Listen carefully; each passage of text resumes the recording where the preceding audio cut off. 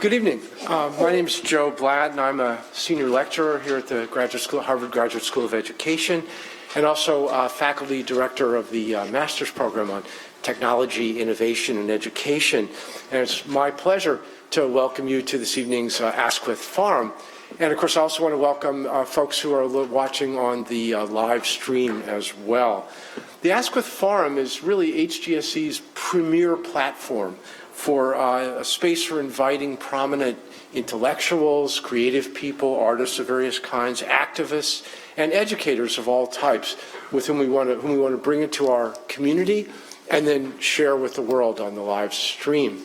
There are a number more Askwith Forums scheduled for this spring, so we encourage you to keep coming back if you're here, keep watching if you're watching on the stream, and to visit our website if you want more information. I'd also like to extend a special welcome to the International Higher Education Disability Students Group from HGSE, who are here, as all of us are, in some sense, in recognition of World Autism Awareness Day. And we have the privilege this evening of hosting and learning from someone who's done an outsized job in helping us all learn about autism and be aware of the autistic spectrum through his writing, his filmmaking, his entrepreneurship, and also through his energy and his passion and his sense of humor, as you'll have the pleasure of seeing in just a minute. Of course, referring to our guest, Ron Suskind, journalist, author, filmmaker, whose book, Life Animated, chronicles his family's 20-year journey to connect with their son. And I'll come back to that story in a moment, but I do just want to mention that many of us in education, and in fact in a broader public, first met Ron or became aware of the power of Ron's storytelling through a really gripping series of articles that he published in the Washington Post about a terrific young man who grew up in one of the most severely depressed areas of Washington, D.C., and ended up as a successful, though stressful, experience as a university student at Brown. Those articles became the book Hope in the Unseen, which was Ron's first bestseller. The articles in the book were also the reason he has a Pulitzer Prize. More recently, Ron captivated a broad audience again with this writing about his son, Owen, and a young man who's on the autism spectrum, and the Suskind family's breakthrough discovery of being able to communicate with Owen through the medium of classic Disney movies. And so it's really appropriate that that book became its own film, a documentary starring the Suskind family, that's a really moving and also amusing tale that won several Emmys and was nominated for an Oscar as well. Now, today, Ron's the founder of the Affinities Project, a company whose mission is to give people on the autism spectrum the space to share who they are, what they know, what they love, and to help people use their passions as a pathway for change. So, in the right spirit to share what I love, I just want to acknowledge that helping Ron prepare his presentation this evening were two interns from the TIE Master's Program, Jackie Kim and Aaron Francesco, who are here with us. So thank you for your work on this. And then to plumb the broader and deeper significance of what Ron means by "we are what we love," his title for this forum, I hope you'll join me in giving Ron Suskind an enthusiastic welcome.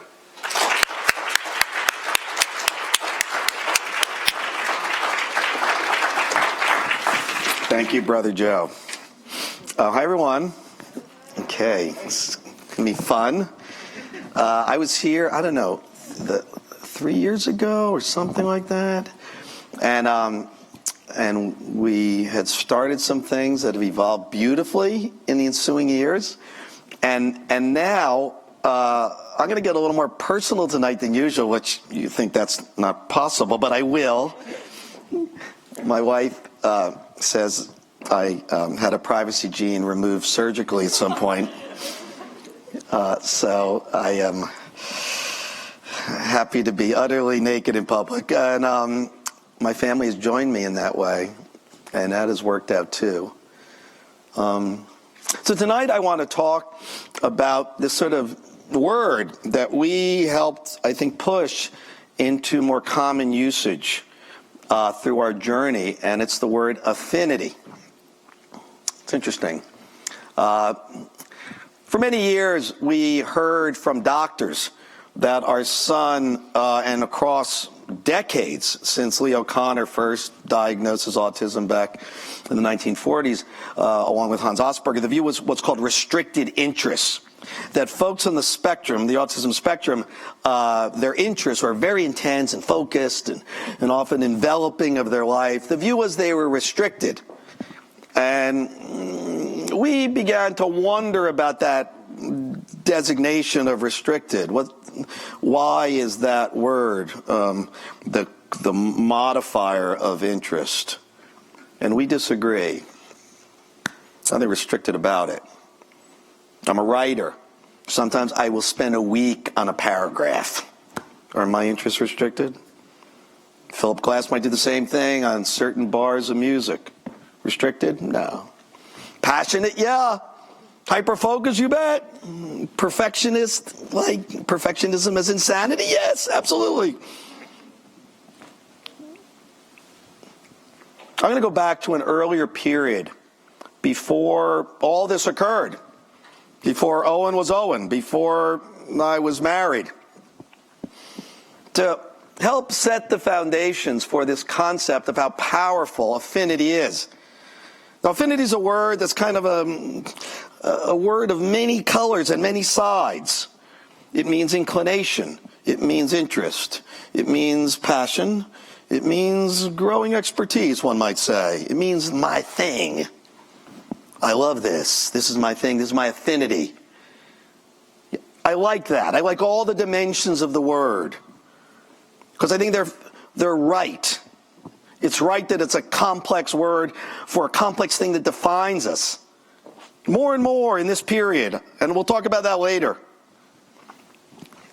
We're going to go back early before we were using that word just to talk about something that I think will feel familiar to many of us about how these affinities work in shaping us. Now, look, we do a lot of things to get what we need in our jobs and the expertise we build to be productive and the things we need to do to get by. But I dare say we are revealed by these passions. They come from a different place. They come from, I would say, an intrinsic and deeper place. Ooh, I love this. This speaks to me. Here, watch this with me, would you? That's different. I didn't realize that until later, the power of it. So let's talk about my learning curve. Boom. All right. Now, you know this movie. How many people here have seen It's a Wonderful Life? That's good. Almost everybody. It's good. Okay. So now, one of the reasons that all of you have seen It's a Wonderful Life is because in 1972, if I got that year right, Republic Films, which owned the copyright to this movie, made in 1949, blew it. Some clerk at Republic let the copyright lapse. So it became public domain. That's why you started to watch it on what then was called UHF. Remember that? I know. I see some people here who actually remember that. Kind of the AARP crowd. Yeah, I was alive in the 20th century, too. You had VHF, CBS, ABC, NBC, and then you had UHF, which was kind of the pirate stuff. And this was free. So this starts bubbling up. Now, it bubbles up in an interesting way for our tale, because I went to college in 1977 as a freshman and actually got involved as a student activist troublemaker in movies, the activities coordinator. And so immediately we realized It's a Wonderful Life is free. Bingo. So colleges around the country started to show this movie. So when I'm at UVA in 1977, this movie is our version of the Rocky Horror Picture Show. Yeah.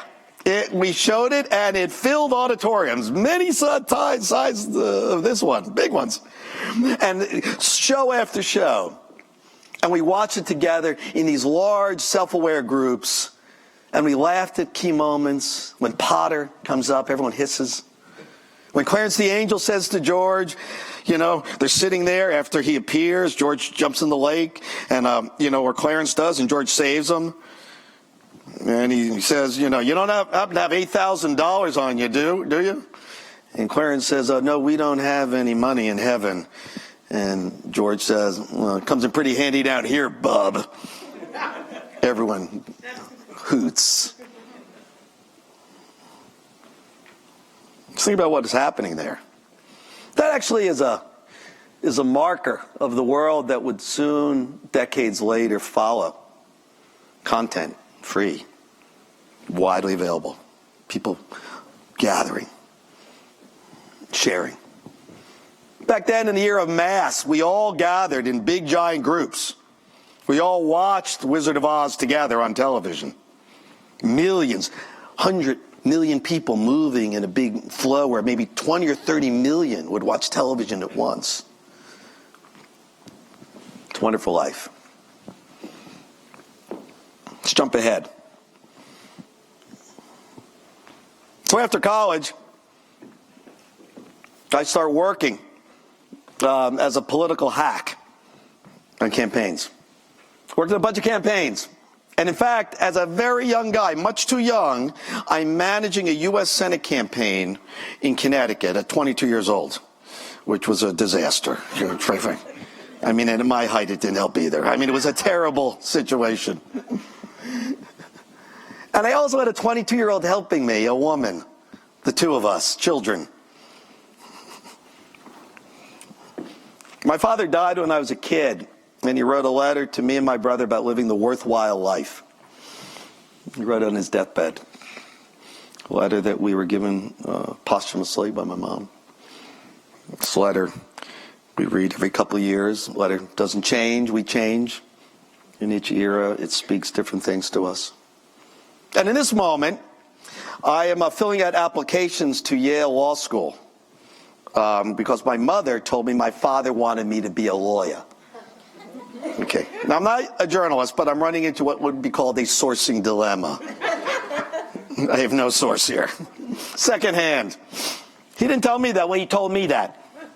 Now, I knew she wanted him to be a lawyer. That I knew. So it was me to do what he couldn't. So I'm filling out applications to Yale Law School in this campaign headquarters in New Haven, Connecticut. And Yale in this era wants you to connect the meaning of life to being a lawyer, which is obviously creative writing. And I reach into the bag of all my worldly possessions, which has the letter. Not the real one, it's in a safe, but the copy.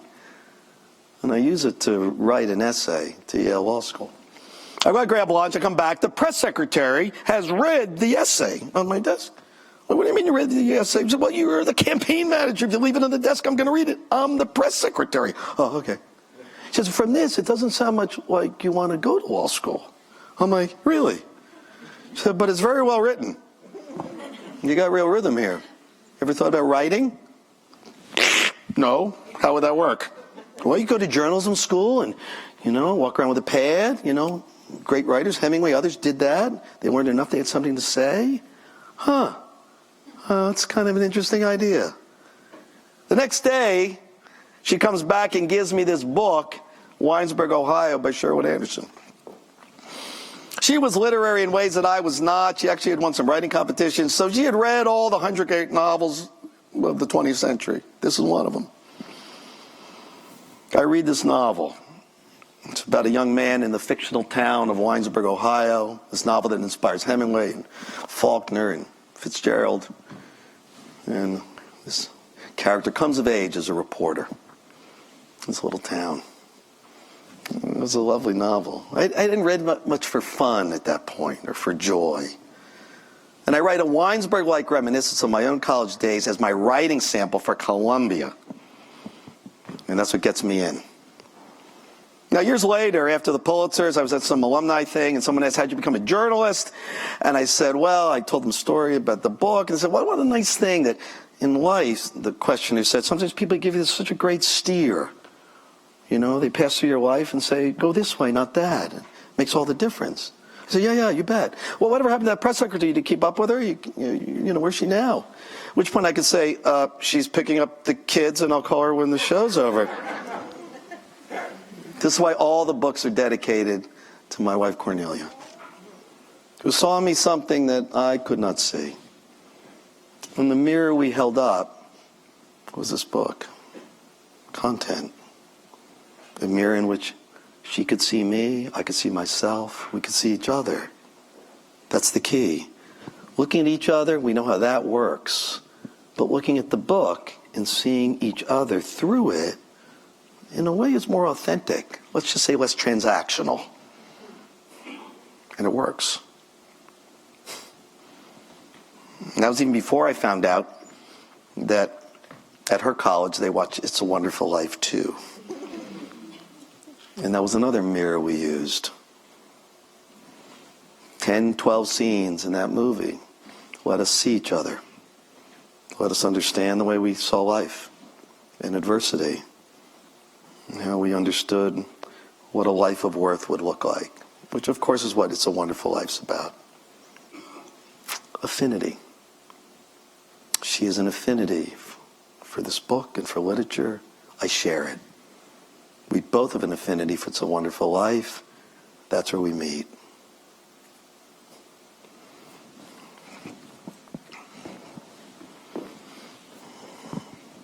I learned from this. I become a writer at my wife's suggestion. The best decision of my life.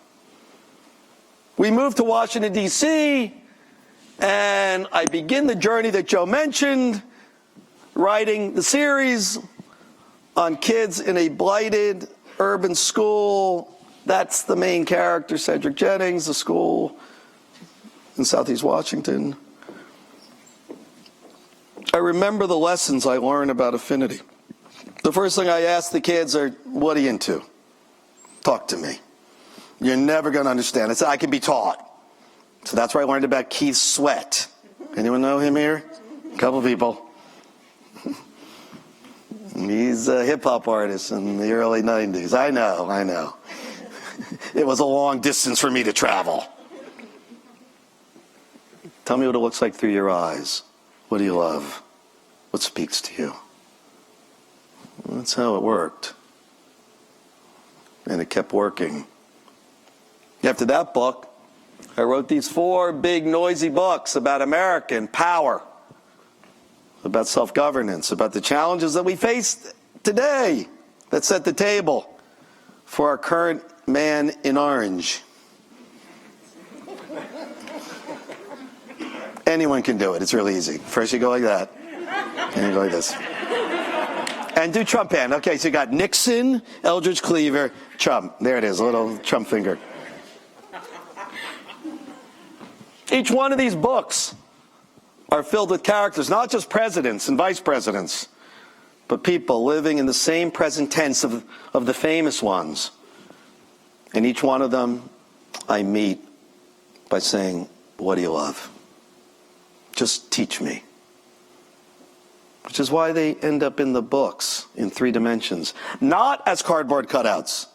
Not the formula that frankly is still the currency of this day for big books of narrative nonfiction. It allows us to cover long distances on realms of conflict.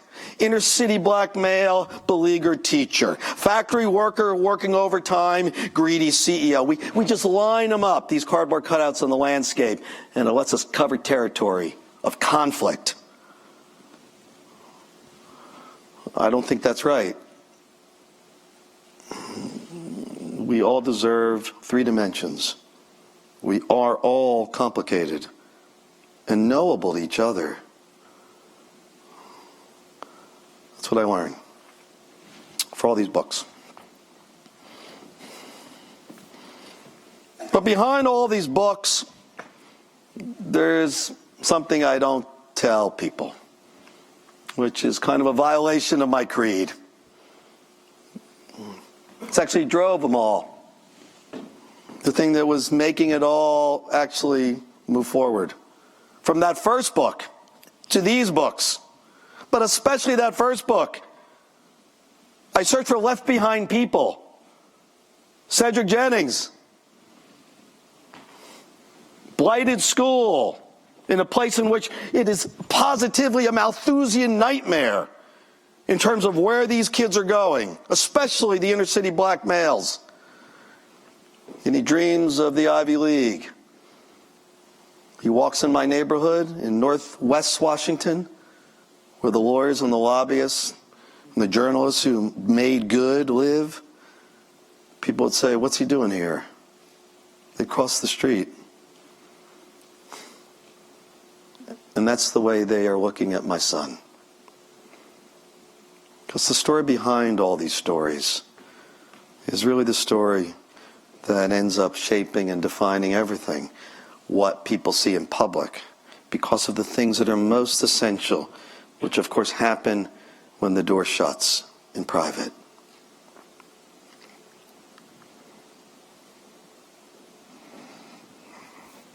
I was ready to do another big, noisy book on presidents and power. And Cornelia and I were sitting up here, actually. I'd already moved up to Harvard. And she says, "You really want to do another one of those? The last 4 almost killed you." And for one of them, I was chased by terrorists in Pakistan. And for another one, the first one, I was put under federal investigation, which I consider kind of an honor. Frivolous investigation. Owen's about 19 at this point, our guy. And he's growing in awareness. He's being able to see with more clarity the way people look at him. And he says to Cornelia and I one night at dinner, he says, "Mom, people see you for who you are, and Dad, they see you for who you are. But they don't see me for who I am. I'm more than I appear. I'm an unpolished gem, a diamond in the rough." Okay, anyone know what movie that's from? Aladdin, of course. Of course, front row. You know a Spectrum person, I know that, don't you? Then he gets up from the dinner table and off he goes, "This is kind of a challenge to us. I'm a writer, Cornelia was a writer before Owen was diagnosed." And we looked at each other and said, "Oh boy. Well, what do you think? Should we? Could we?" And that goes for weeks, wondering if we should open up the world to our family, if I should basically drink the Kool-Aid, take the medicine that I recommend to every source, trust truth. I need to know everything. Otherwise, I'll never render you in full context. That's our deal, right? Now the hot lights would be turned on our family. Cornelia is the guide in terms of the last word on almost all of these issues. So after several weeks of laying out how it might happen, she says, "Is the kind of book we could write a book that would have helped us 15 years ago when we were in hell?" And of course, that was a yes. And off we went. You know the story. It's circled the globe a couple times now. Owen loses speech at 3, late onset autism, about a third of the cases. We realize 4 years later, he's memorized 52 Disney animated movies, all the ones since Snow White in 1937. You throw him a line, you throw it back to the next line. That's it. We can communicate in Disney dialogue. The aha moment. I started with Iago, Gilbert Gottfried. Owen, how does it feel to be you? And he says, "Not good, I'm lonely and have no friends." Our first conversation since he's 2. I bite down hard. I got the bedspread over my head. I pushed the puppet up alongside the bed. I say, what would Iago say next? Stay in character. When did you and I become such good friends? When I watched Aladdin, you made me laugh. And we talked for about 2 minutes. Owen and Iago. It's bliss. It's the first conversation since he's a peanut, and we're going. Then all of a sudden, way up in the bed, I hear him clear his throat. And he says, I love the way your foul little mind works. That's Jafar, the villain. That's it. That's the next line. The next night, we begin the basement sessions. That's what we call them. All 4 of us. Owen's got an older brother, Walter. We go to the basement at night, and we start with Jungle Book. That's a good start. Good movie. Everyone's seen that one, too. So easy with Disney, isn't it? Yes. And we play scenes. Now, we're going to need the TV. That's our script coach. You know, because Owen can go for hours.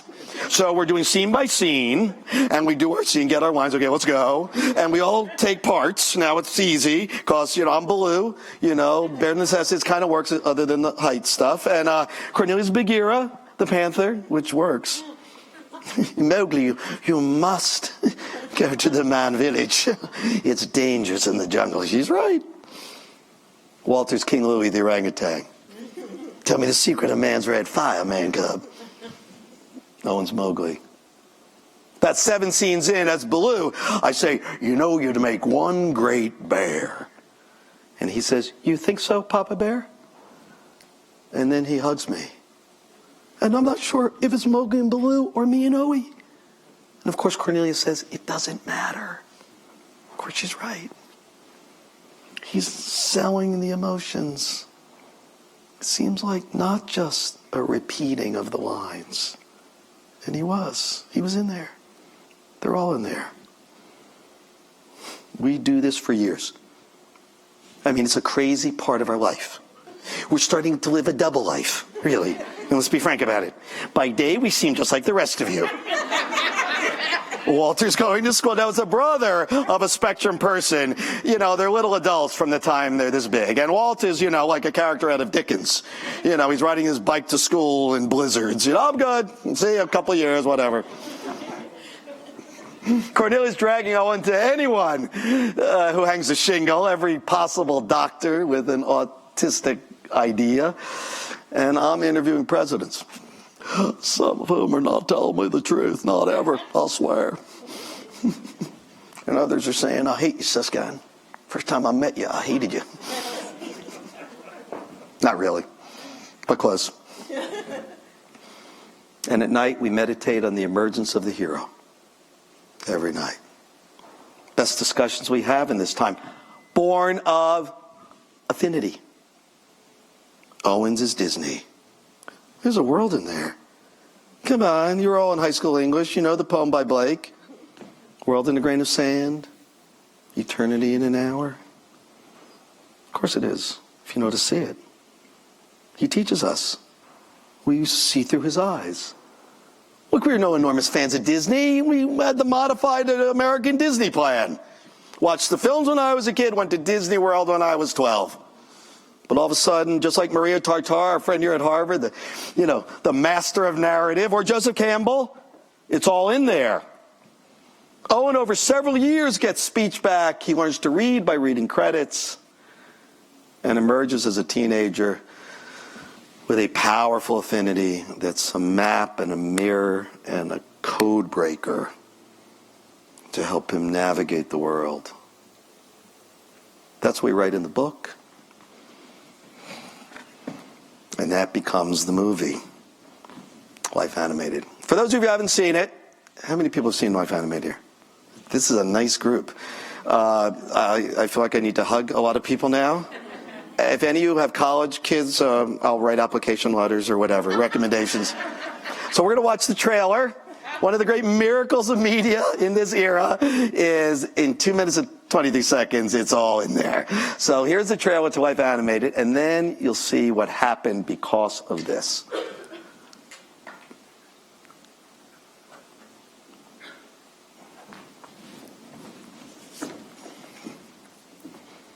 There is a boy who is just like other boys. Until one night, he sees from his window a storm on the horizon. Howie, who are you? I'm Peter Pan, and you? All of a sudden, at 3 years old, Owen vanishes. The doctor says, let me explain what autism is. Some of the kids don't ever talk again. I remember thinking, I'm just going to hold you so tight and love you so much that whatever is going on will go away. We're beginning to give up hope. And one day, we're watching the Disney animated movies. And he says he doesn't want to grow up like Mowgli or Peter Pan. What the hell just happened? And all of a sudden, it became clear to us. He's using these movies to make sense of the world he actually is living in, our world. So at that point, we began to speak to him in Disney dialogue. When did you and I become such good friends? Whatever works to get to Owen. I've been scared my whole life of growing up. Peter Pan doesn't want to grow up because when you grow up, you lose all your magical childhood times. My hope is that he is independent enough to be able to grow older on his own. When I look in the mirror, I see a proud autistic man ready to meet a future that is bright and full of wonder. He's going to have to fall and fail. We're not afraid of that as we used to be.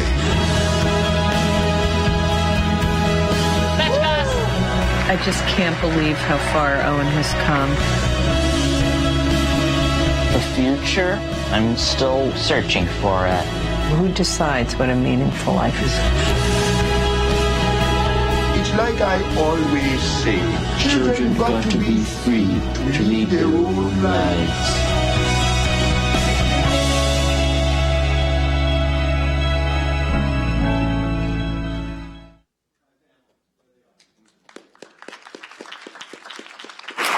Lovely bunch. With the book and the movie, our phone is ringing off the hook. Parents are calling us from over the world. And some individuals too. Especially the moms and dads. I get it now. My kid's a Harry Potter kid. Mine's Preston Sturges movies. Mine's medieval poetry. Mine's Civil War, but just before, Gettysburg. Okay. That's cool. Cool. Those calls are coming in literally a dozen a day. First, they're joyous, parent to parent. So he's not broken. So no, he's different. There are challenges that most people will see as disability. But I think you need to see it maybe a little differently. All of us face challenges in our life. And often from those challenges, we build muscles, walking into those headwinds. Compensatory muscles, you might say. I dare say every one of us is a mix of areas of challenge and ways we compensated for them. Some of the stuff we prize the most about how we turn out almost always come from the sweet uses of these adversities. And all of a sudden, parents saw what we saw. And then they asked the second question. Okay, got it. But how do we do what you did? Because I'm an accountant and my wife's a dentist. Or I drive a truck and my wife is a school teacher. And I'm not a storytelling person. I'm an accountant. And I can't spend 10 years in the basement watching Disney movies like you did, which is what we did with no pets. Now, a great miracle had occurred, though, between the time we did that through the 1990s when, let's be clear, Owen was watching about the same hours of video that we now watch on this. He was one of the only people in America doing it then. He was going about 6 hours a day, and right now we're nose up to this baby about 6 hours a day. We were ahead of the curve. And so we said, well, now, since 2007, we have this little miracle product. And since 2005 with YouTube, all the videos ever made in the world are discoverable. That's a huge change in us. I mean, truly. We've been talking for some years about this being a Gutenberg moment. This is Gutenberg, right here. Discoverable content that you can integrate into the act of living, wherever you go. Now, some people say it's a nightmare. It'll crush the human spirit. I say, first off, you can't go back, you got to go forward. You got to learn how to own this beast. Just tame it, ride it. It ain't going anywhere. So, we got to work. I set up a flare, the leading neuroscientists and technologists, many of whom we already knew, and said, let's figure out a way to do so much more easily with this what we worked so hard to do night and day for 10 years in the 90s. And we build this. Now, this is the first usability test, which some of you saw 2 years ago, of Sidekicks. We're going to just show a short version, just 2 minutes, give you a feel if you haven't seen it. Okay, what's happening here? This is, we had several kids in the usability tape. It's a little bit longer. This is just one mom and one daughter. We had all the kids in the usability test. We knew what their affinities were. This young lady is a Frozen girl. She's memorized Frozen. She looks at Frozen in ways that would make Joe Campbell swoon. She sees meaning in every scene. She sees things that no one sees. Draws meaning from it with powerful perspicacity. All Frozen. There's a Star Wars kid, and then there's a Toy Story kid. And so what we do is we get thousands of videos, which we steal, basically, slap them down on servers, and try out this idea. So right now what you're going to see is this mom types into her computer, and it comes through in the voice of a character on the kid's phone, just like Yago. I know, pretty cool. And the kid just talks to the character, just like I'm talking to you. And here's the key. She then has a whole menu of videos that they can shoot through from her computer to the phone so they can share the video in real time, but remotely, which is crucial. None of that energy and anxiety from mom. Kind of private, kind of not, kind of like we're sitting on the couch looking at the TV side by side. That's the way humans move forward, actually. How many of the most important discussions of your life have been in the car with someone next to you, looking out at the road under your wheels? Same. So, watch this girl. Now, a couple things I want you to notice. First off, look at how fluid her speech is when she's talking to the character about the Frozen clip. Then later, you're going to hear one of our assistants, just like Jackie and Aaron, asking her about how she likes the product, and see how halting her speech is there to another human. 2, we will talk in a minute about her selections of videos that are not in the system. So here's 2 minutes of the core of the technological change.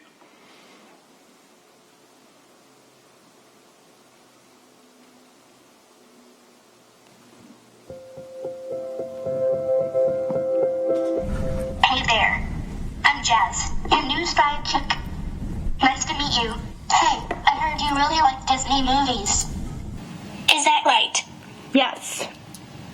Want to watch a funny video? Yeah, I do. I don't have a skull. Or bones. She's laughing. That was really funny. Have you ever felt afraid or ashamed of being different from other people? Sometimes. Maybe we can watch a clip to understand how you feel. Sure thing.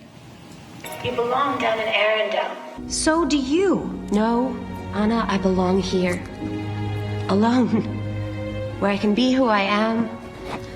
Without hurting anybody. Have you ever been afraid and wanted to be alone? Sometimes. Why? Because I have low self-esteem and autism. Doing this, taking on this other persona in order for her to have a conversation, I could more anonymously talk to her or have her explain her thoughts without it being mom. Right. Which speaks volumes. There's a therapist that works with her that she sees outside, just a personal one, and I think something like this would probably be a great thing to sell to that field. What's some other stuff in your own words about what it's like to use Sidekick? So that way I can speak to her when I'm in distress. So that way I can talk to her and she understands how I feel. Can you think of anything that we could change or add to make Sidekick better? We can add my favorite movies like Inside Out and Cinderella and Paul Blart Mall Cop and Home and Pixels. Do you have any other feedback for us about Sidekick? Oh, it was really great. Pretty cool. So what's happening here? First off, she is born late enough that she's already drinking deep, like everybody does in this era, especially from the time they're little peanuts, of the raw material, 1,000 feet deep. Changing us. When we were kids, we went to the library? How many people went to the library here? Well, some people here, it's Harvard Graduate Education. Most people didn't. You watch what was on TV, the few selections, that was it. Now you can go literally into Uranus Trench, hang out there, just go every direction. It's amazing. I mean, my God, we are living in a golden age of content. And that's what this young lady does. She's already using the content as map and mirror and code breaker, just like Owen did. Mom just has to join her and learn. And learn how she's seeing the world through the stuff we make. Look, if she's on the spectrum, she's maybe not getting what she would otherwise want or from face-to-face interaction. She's overstimulated. Some people are. Lots of folks who were at MIT were like this, and Caltech, and Harvard here too. You know, so what do? They draw meaning from the stuff humans make, which are miraculous. That's what's happening here. It's important we define this clearly. ASD, Autism Spectrum Disorders, is an extreme expression of what's common in all humans. I think it's really important to stress that. How we all express emotions, creativity, and our highest cognition through our passions, our affinities. We know this. We live this. ASDers do this almost exclusively. It's their special gift. That's where the compensatory muscles live. We connect best to others around us through the passions that we share. Of course. For ASDers, this is almost the only way. It's the preferred way they bond. Again, like the rest of us. There's some things they're not doing in the same concentration, but this they do with might.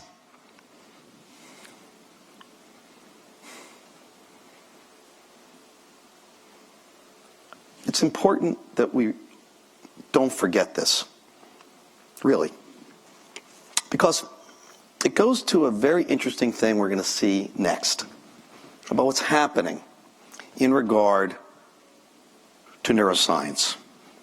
Now, way back, when the book came out, we started to match up with a terrific guy at MIT named John Gabriele. He's kind of the king of fMRIs. So fMRIs, you know an MRI.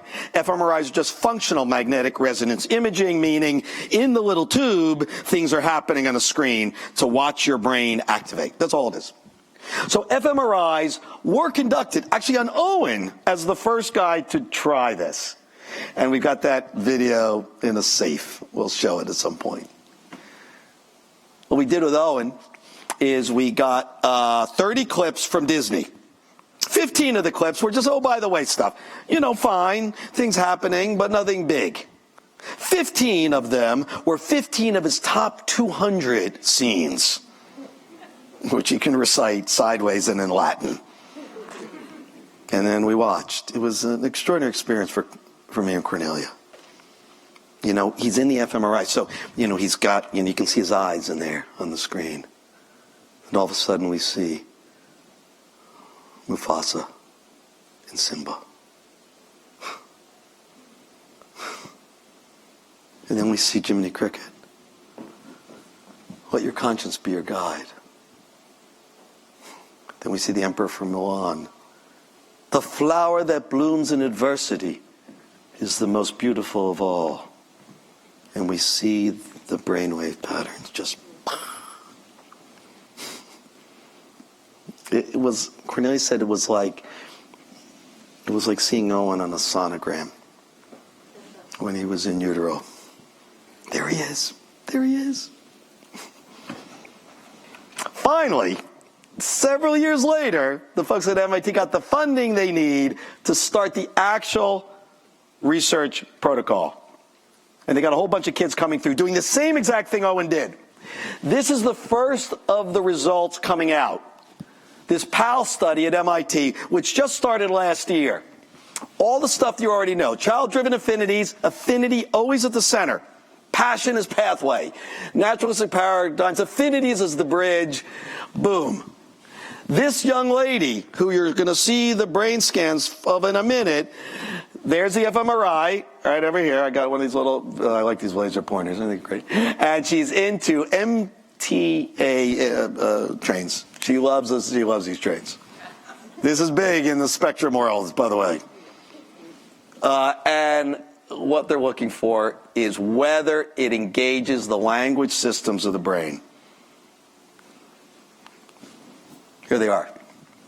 Now, these are really powerful slides, and I have no idea what they show. But they have taught me. Here are affinity-related videos over here, right? And these are neutral videos, just like with Owen. A neuroscientist looking at this says, aha, these are showing key areas of neural function, many of them not expected to activate in any way among spectrum populations, firing all through here. Let's go to the next one. Now this is amazing. So these are affinity-related stories, so the kid's not even watching the video. There's one of the lab assistants is speaking through the audio channel on the fMRI, just talking about MBTA trains. Okay? Right here. See that? That is activation of the key language processing regions of the brain. Right there. That is the largest barrier to communication for spectrum populations. They can't summon the language. They can't process the language. She is processing that language in a neurotypical fashion when it's connected to the affinity. Not even watching the video, just hearing about it. She's dying to talk. And the brain is showing that. There it is. The language network that we see for this child listening to her affinities is what we expect. It's a very carefully crafted word in quotes to see when someone is listening to language. That means neurotypical populations. For a spectrum family, this is kind of well, it's an orchestra in crescendo. It's hope and joy. We're going to run through some research. Then we're going to show you something in terms of what the research has produced. This is a study underway now at Harvard, at Mass General, at the Lurie Center for Autism, which is the premier center here in New England. Dr. Kirsten Birtwell is running it, various other folks, and she has been actually in earliest. And she was using what we developed, which was really just paired iPhones. So remember the mom typing into her computer? All right. What we developed was a phone-to-phone app called Sidekicks. That's what she's using here. Now, mostly she's using it where the kids, 6 to 12 years old, are sitting with the therapist in the office. And what happens is that you search on YouTube on either phone. It mirrors on both phones in real time. So you're sitting on the couch, and you can type or talk into your phone, and it stops, and you're discussing it through the characters. Just the right distance, just the right intimacy, and the shared context of the affinity. This is Kirsten's research. All this you can get linked on our website. The key is all of our principles. Taps into individuals' highly preferred interests, enhancing motivation. Mind you, this is sort of interesting, is that she uses the word in here of restricted interest somewhere, which is now less and less in common parlance. Affinity has replaced it in a lot of the medical literature, which we consider a victory. It can be customized, crucial. Because what Paul Bart Mall Cop taught us, we all laugh when she says Paul Bart Mall Cop, right? Of course we do. What's it teaching us? In a million years, there's no parent or therapist that would come up with Paul Bart Mall Cop, from which anything lives. But she's seeing something in Paul Bart Mall Cop that we're not seeing. It's they who must lead, we who must follow. That's how you see the code of life unfold. That's why we made it YouTube accessible. So now when you search on the parents' iPhones, it's just a YouTube search in the great vast ocean of all video. That allows it to be customized to each child. The key. It's just the right mix of support but self-direction. Because remember, a big part of autism, like the rest of us more and more, is we're self-directed, consuming the video of the world and content of all kinds. Just follow me. Over here, look at this. You can do that here. That's the phone app. Now the fact is that for our young lady, we would be using this train. This train is mirrored on these other phones in real time. You can stop it, start it, and discuss it. What's your favorite part of the train route? She can discuss it. And what's fascinating is the depth of the acuity that the kids show. Social emotional acuity. As we say with Owen, he's processing the whole world through this.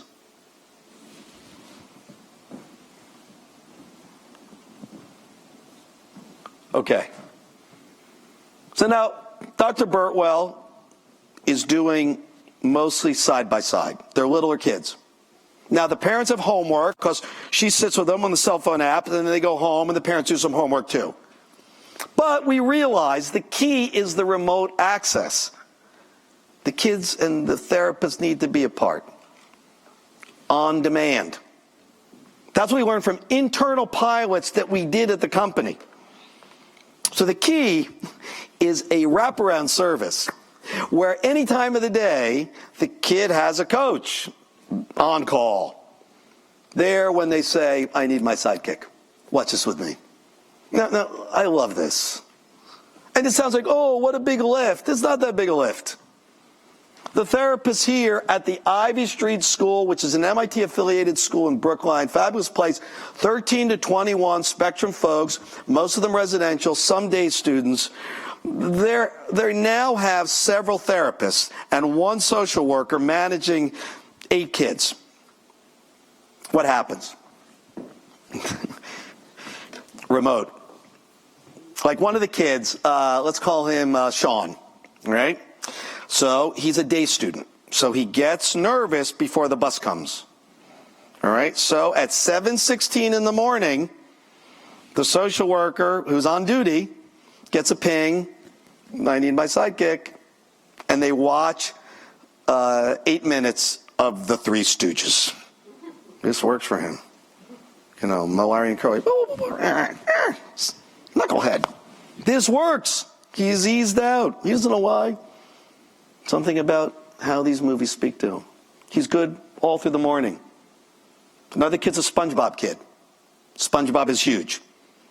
Therapist learns that the SpongeBob characters are the 7 deadly sins. Yeah, I know. SpongeBob is envy. Patrick is gluttony. It's all in SpongeBob. It's interesting.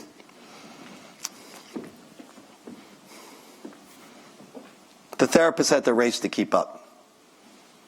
One of them said to us, look, I can't keep up. He's too quick. I don't know enough about SpongeBob. Truly. What we did is we then recruited some 20-somethings from A&E, the Asperger's Autism Network of New England, a big sort of group. And I called up Danya Jekyll, who's great. I said, Danya, I need some 20-somethings into SpongeBob, into Pokemon. And she's like, I got them. 70% of folks on the spectrum, adults, are under or unemployed. Next thing you know, they were in our office, being paid $12 an hour, $12.50. to support therapists. There was a girl there, a young lady, Pokemon. She's like, I'm one of the leading Pokemon experts in the world. The idea that I could help a therapist connect to some 10-year-old girl who's into Pokemon, I mean, I've been preparing my whole life for this. Look at the outcomes. This is astonishing. Okay, the sessions, some of them are 30 to 60 minutes, some of them are 2 minutes, some of them are 5 minutes. They happen through the day, and as I said, the therapists are not that burdened. They're just teachers or social workers. They might do 2 or 3 a day with each kid, and rarely at the same time, all right? Look at what they're doing in these sessions of whatever length. Distress tolerance, functional communication, feeling identification, sharing interests, problem solving, perspective taking. All the key areas of therapy up in the 76, 92, 66 is the lowest for problem solving, all in the high percentages for every session. Now here is the startling jaw dropper. Boom. 3/4 of the sessions are initiated by the kid. In the history of therapy, I'm not sure there has ever been a self-activated therapeutic model like this. Why? It's joy-based. It's strength-based. When the therapist joins the kid to share the video, it's extraordinary, the effect. Like, SpongeBob is who I am. And the therapist is saying, yeah, teach me. What do you love about it? Well, this is what I love. You see what I'm seeing? All these things are handled through that lens. The barriers we have built in education and in therapy, if it's something you love, it's something you enjoy, it's not what we want. When did that happen? I know the British built this one-size-fits-all system 300 years ago. You know, you've seen Sagata Mitra do his show. When you're going to do this under duress, and you're going to hit the bell under acute pressure, and we're going to make this as uncomfortable as possible for you. And if you can manage in that environment, then you hit the bell. You get your ticket punch for the next round of musical chairs. Well, happy? The most brutal of all childhood games, musical chairs. That's the education system in the United States, one size fits all. Look, I'm sympathetic. We had a lot of bodies to move. But this is changing that.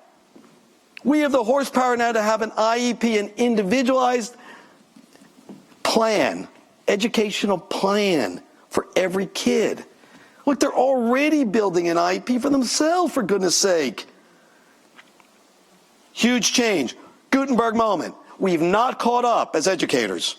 We're still fighting the wave. Oh my God, put the phones away. It doesn't work. You've been in the classes. They're sneaking them. They're down here. Own the beast. Ride it. Tame it. Do it with them. The key thing here, which we're going to show you in a minute, is something that I think we'll look back on under what were we thinking. 6 hours a day. The content of the world at your fingertips. And you're consuming it almost exclusively alone. Alone. By yourself. The stress kids are feeling. Sitting in a river. A stampede of what's coming through the phone, having to post and present for all eternity and the whole world. Look, I come from an earlier time. I would spend a year sitting with a subject before I felt comfortable, ready to present them to the world. Now people are throwing it up in a minute on their Facebook page. Of course, this is why we're addled with insanity. It's not a surprise. And at the same time, we are sitting by ourselves in the Colorado River of all the content of human ingenuity and often human mischief. And even worse. You know, I reported in all those books on presidents with some of the leading intelligence services in the world, starting with the CIA. I was talking to an old buddy from the CIA recently. He said, okay, so let me just tell you how this works. We've given every intelligence service in the world the tools to run info ops on individuals in our population. Information operations. That's just, I'm going to own you. I'm going to confuse you. I know who you are. That's a disaster for us. How do we work our way back from the way we sit now, where most of us are known publicly by our tags? Black, white, rich, poor, Democrat, Republican, where I live, what I do, what tribe am I in? Got my tribal tag. Look, the fear is that I'm not in any tribe. Don't want that. Human beings are built tribally. In this era, well, this is just a little bit of cream on top of the 1,000-foot churn. For all of human history, I wear the skin on my head, you wear it here. Are you going to kill me or am I going to kill you? Or how do we do this? Look, I experienced that as a reporter. I'm standing with somebody who looks at me as an enemy. Like at one point, I'm in London talking to one of Al-Qaeda's mouthpieces. What's the first thing I say to him? Tell me about what movies you like. Well, I really like Pulp Fiction. I said, I like that one too. That's what we talked about. Pulp Fiction. We went for a while on that. And other movies too. We got to the interview soon enough. But he understood, I really understood what John Travolta was up to. I understood what Quentin Tarantino was thinking. We were there in 3 dimensions. That's the first step of a different kind of conversation. How do we do that here? So what do? We build a system for spectrum people. Now, what are our premium issues? Make it safe and based on affinity. What you love is who you are, our principle. So what you're going to do here in Bongo Town, these are clubhouses, all right? So they're just a confection technologically that we built. Basically, each one of them is a place where anyone who builds a clubhouse can get all the video from YouTube they want and line it up in a library.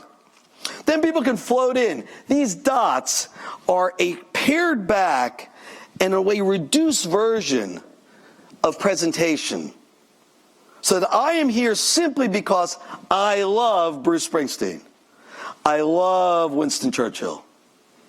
And we're watching Churchill's speech in front of Congress, and that's all I know about you. You're a dot, I'm a dot. We can express ourselves through a filter, mind you. Again, it's like hitting the restart button. I talked to lots of the leading thinkers and said, if you could hit the restart button now on what we call social media, which is neither social nor media, how would you do it?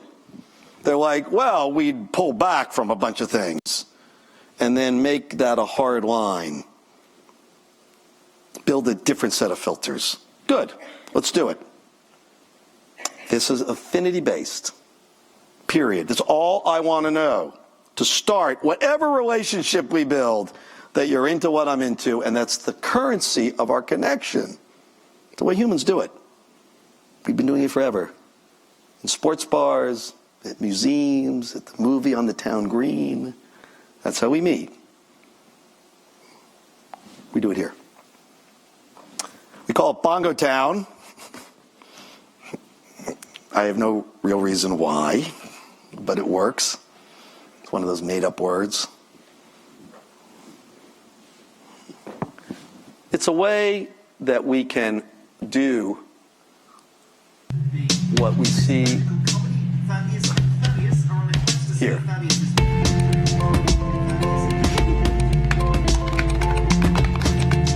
When people check out Bongo Town, the point is for them to first find content that they love. If I'm into the thing that I'm into, can I find someone else who's into that thing and make friends? Your initial impression of someone is that they share something that you love. It's like a great icebreaker. Like if we both love a punk music, or we both love, an obscure movie, that gives us the grounds to communicate in a much more effective way.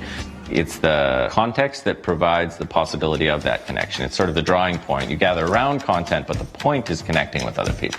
When we're brought into Bongo Town, we see that we're a dot, and we're sort of floating on top of this world of different content.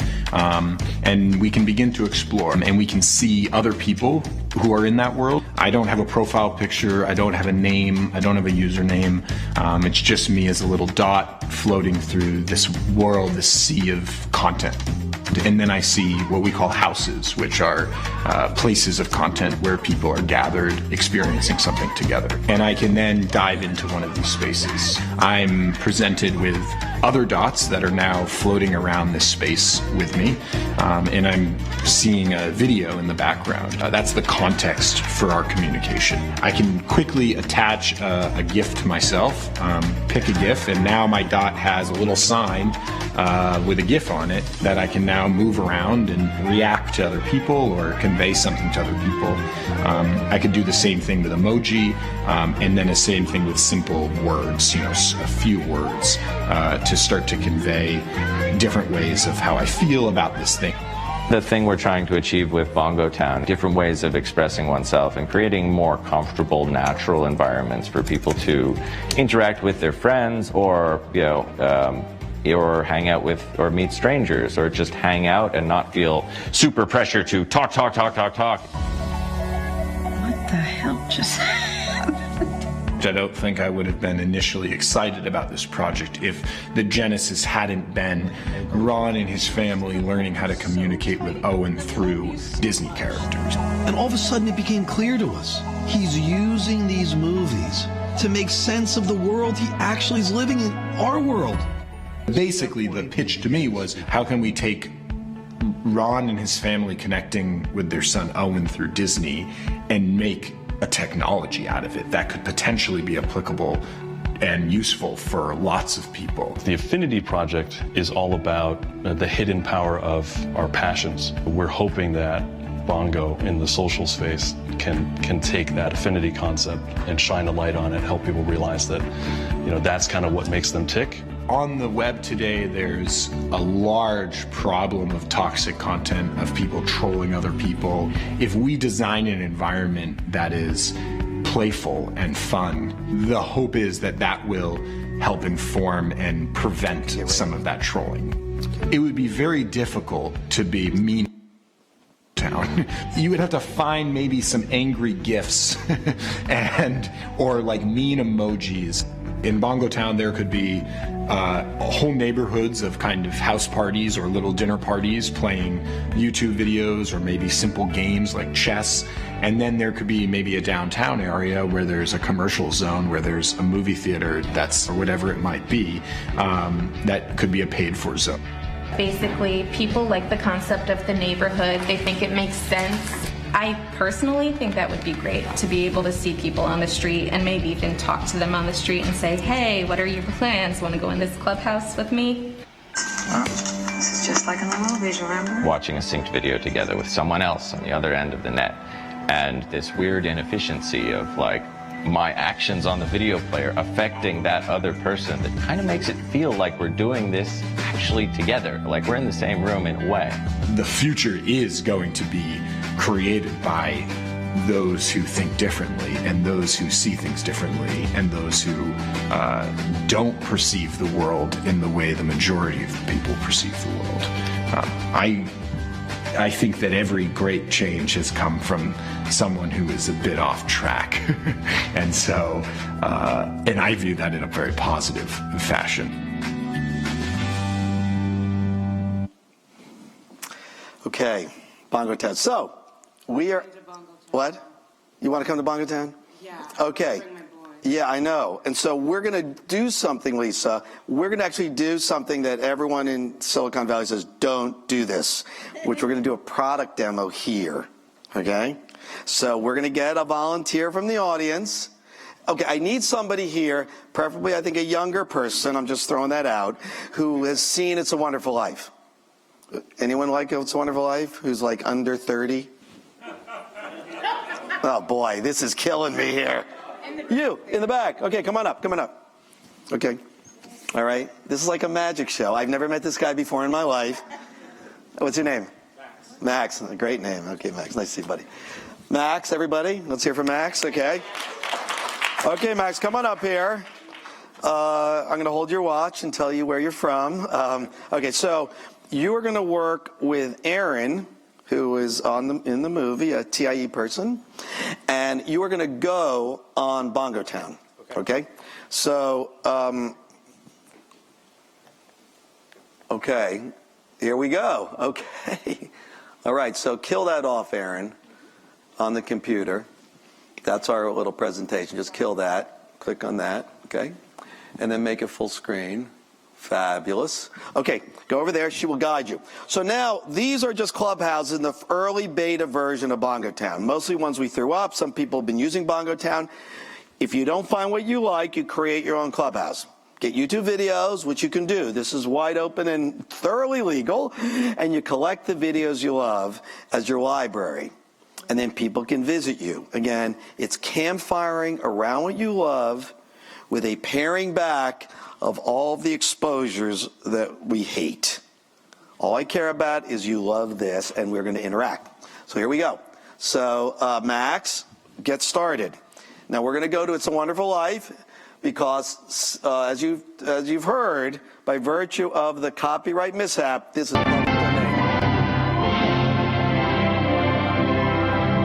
Now people are going to gather around It's a Wonderful Life, and we're going to...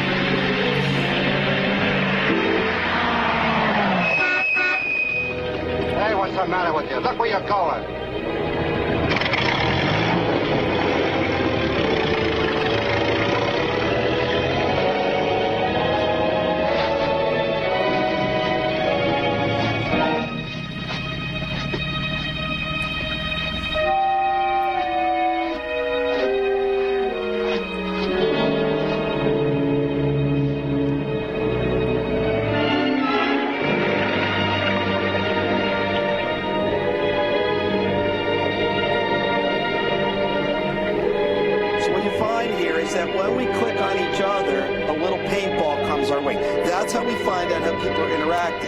This is, I believe, the first human-driven social media. It's using what we already know of how people actually connect. So we need to know that you're looking at another person, all right? Just like you're together in real life. That allows us to know what people like and what they're doing.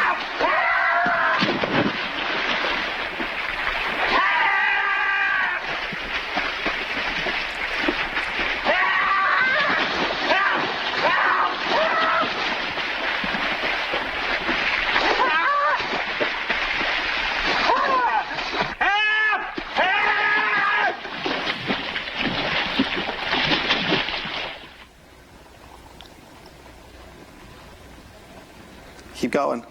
You want, okay. So now Aaron is going to have Max move to another video in the library because you can line up dozens of videos. I didn't have time to get some stylish underwear. And we're going to go from this video to another part of the library. Why don't you click on it again?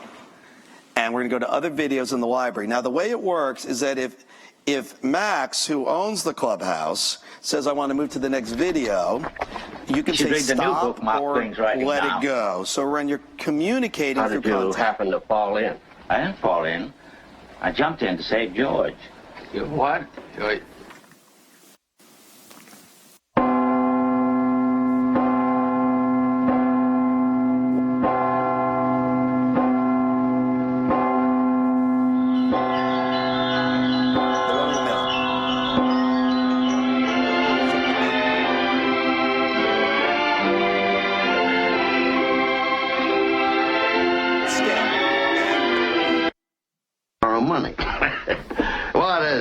Geddes? A discontented, lazy rabble instead of a thrifty working class.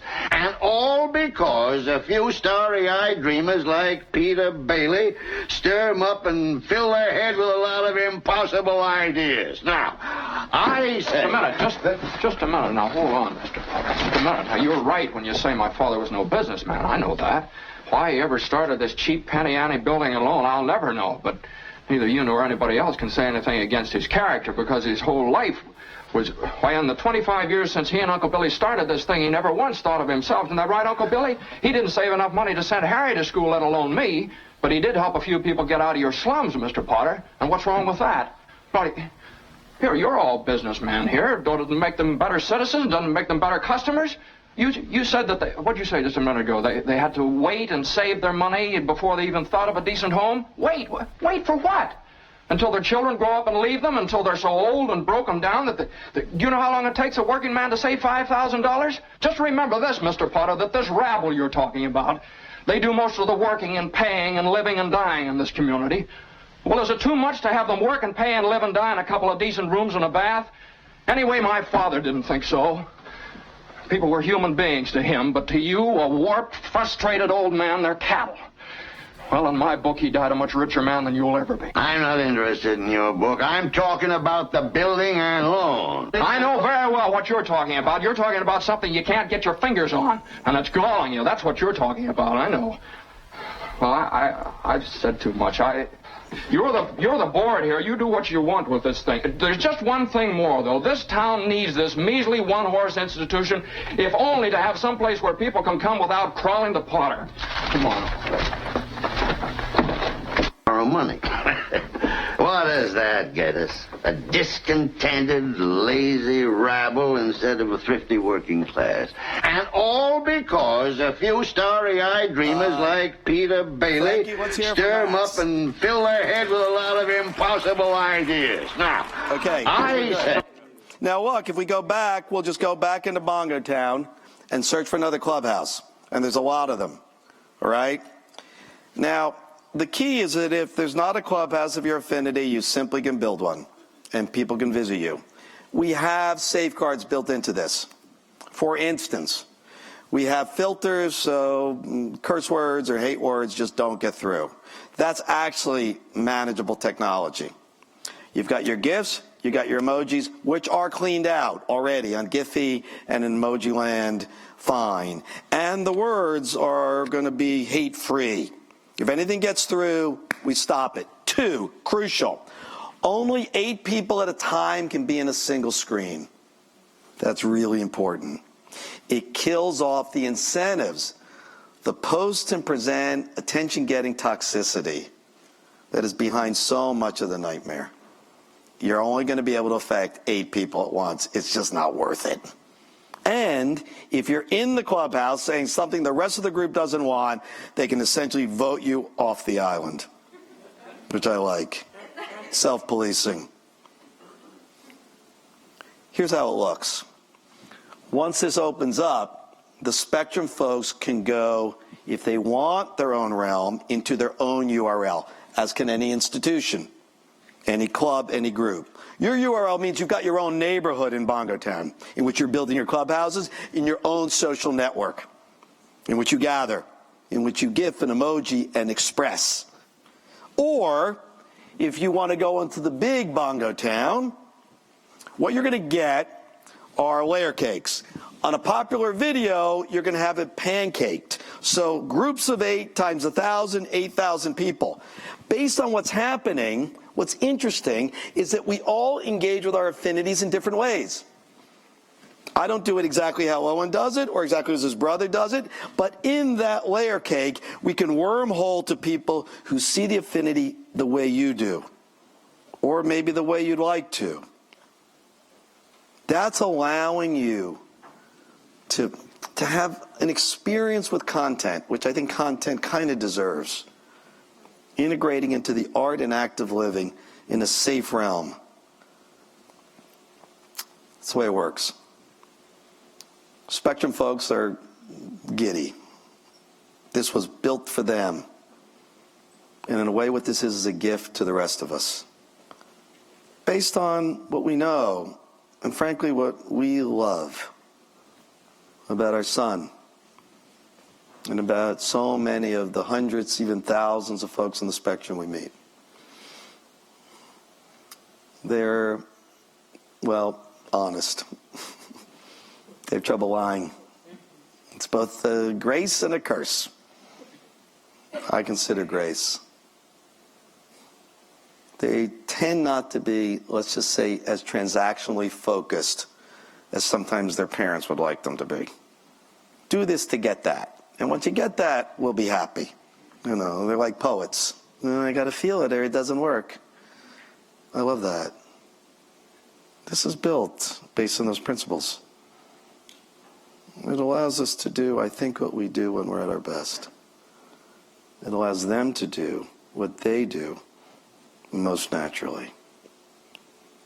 What's really interesting is that when Owen got to Riverview School in Cape Cod, first thing he did, school for folks, young adults, teens on the spectrum, first thing he did was start Disney Club.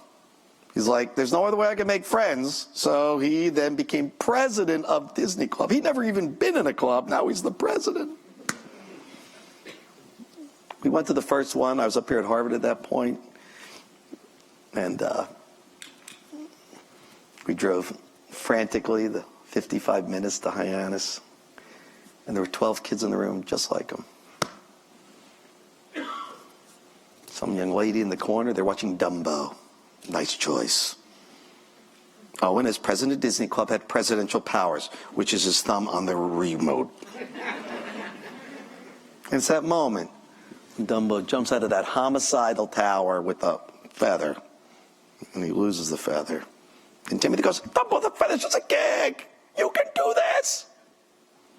It's a freeze. They're all looking. Oh. I see a young lady over there, wide-eyed. I'm like, Dumbo, oh yeah, Dumbo. That's my number one. I said, talk to me, teach me. Why Dumbo? Well, Dumbo doesn't talk. And I didn't talk for a long time. She had autism and mutism. But then, you know, I saw what it's about. You see, Dumbo's an outcast, and I've been an outcast. But the thing that made him an outcast, those ears, he discovers are his greatest strength, what makes him different, and allows him to soar. Well, that's the way I am. That's why I'm a Dumbo girl. That's all Owen needs to see. That's his girlfriend. There she is.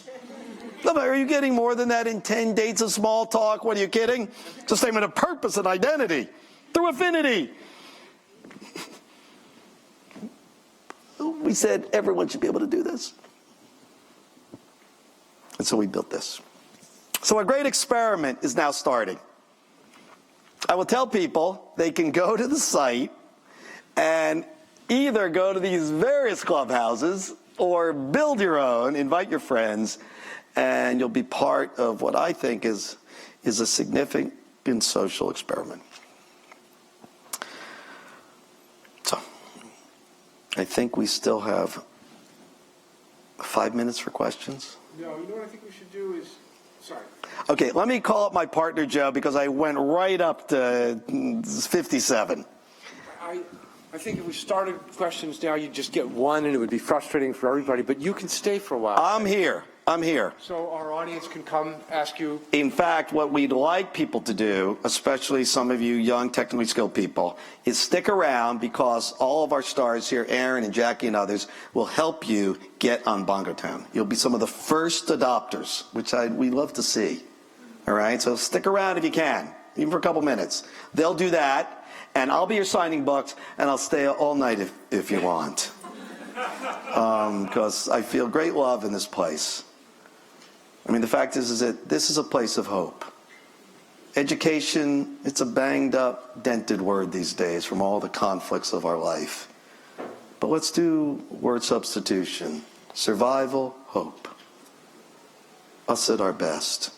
If we were a civilization with our eyes open, and this is a dream I've had, is that the defense budget, at least a big chunk of it, goes to, well, education. How could it not? I mean, really. I mean, what's more important? You can even call it national defense if you want. Call it whatever you want. But ultimately, places like this will lead that charge. And rooms like this, well, we're part of the infantry. Thank you all.